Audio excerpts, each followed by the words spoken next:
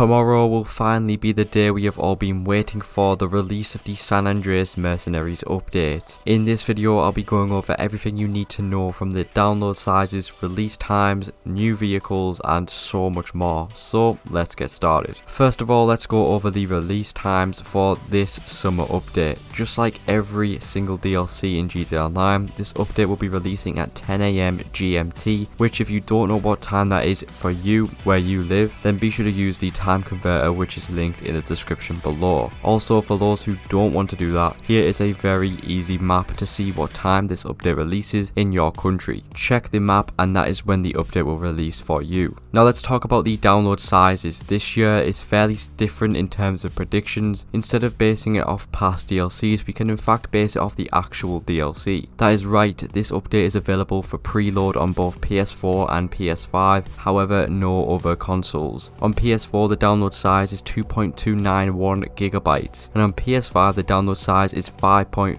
gigabytes. Now based off this, we can have a rough estimate that on Xbox One and Xbox Series X and S, the download size will be around 3 to 6 gigabytes, and for PC around 4 to 6 gigabytes as well. So nothing too crazy in terms of download sizes, which is great. Now which platforms will this DLC be releasing on? Well, it will be coming to both next gen and old gen, which of course Xbox One, Xbox Series X and S, PlayStation 4 and 5, and of course PC. Usually Xbox is the first to receive this update, then PlayStation, and PC of course sadly last, which Epic Games receives it first, then Steam, and then of course the Rockstar launcher after that. Now that we've gone over all of that information, let's talk about what we can expect for tomorrow's update in terms of content, vehicles and more. So firstly, this brand new DLC will be similar in terms of content with the agent ULP missions. However, this time it will be the players against Merryweather agents. These missions will likely be around 2 hours long if you play them slowly, and the payouts will most likely be arse with around 50k per mission. But now that we've talked about the missions, let's go over the brand new business opportunities with the Avenger, which will be receiving several weapon upgrades, which includes missiles and miniguns. This brand new Avenger will be stored inside of the hangar with a new added slot available, and not only that, but the Avenger will also be able to start up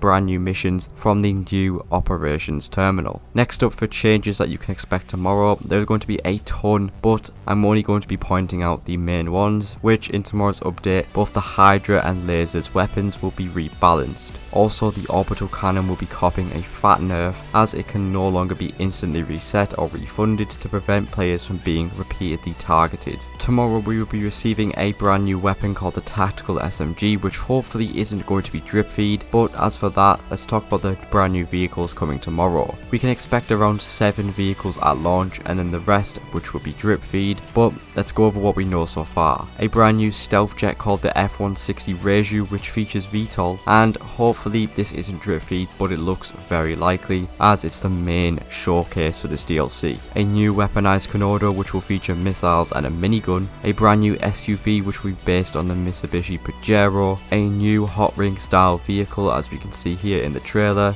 a plane based on the Beagle from San Andreas which will be making a return, and finally a brand new off-roader which we can see in the trailer here. Now before I end this video, let me talk about some quick ways to make some easy money with less than a day before the DLC. If you're really tight on cash, and I'm talking very tight, maybe 2 million or less, then my best bet is to sell your vehicles that you no longer use inside of your garages. This helps a lot before DLCs with a lot of people. If you have tons of vehicles that you no longer use, number one, you're saving yourself a lot of space in the garages for new vehicles in the update, but you're also getting yourself a lot of money for the update, so it's a win-win. So go to your garages, sell some vehicles that you no longer use, and get yourself some very easy money. Other than that, do some Cayo Perico heists, but if you're very short on cash, maybe just do the garages if you have them. Other than that, you might just have to grind out some Cayo Perico after the DLC releases. With all that being said guys, that is it for this video. If you did enjoy, be sure to subscribe and drop a like on it. And as always, thanks for watching and I'll see you all later.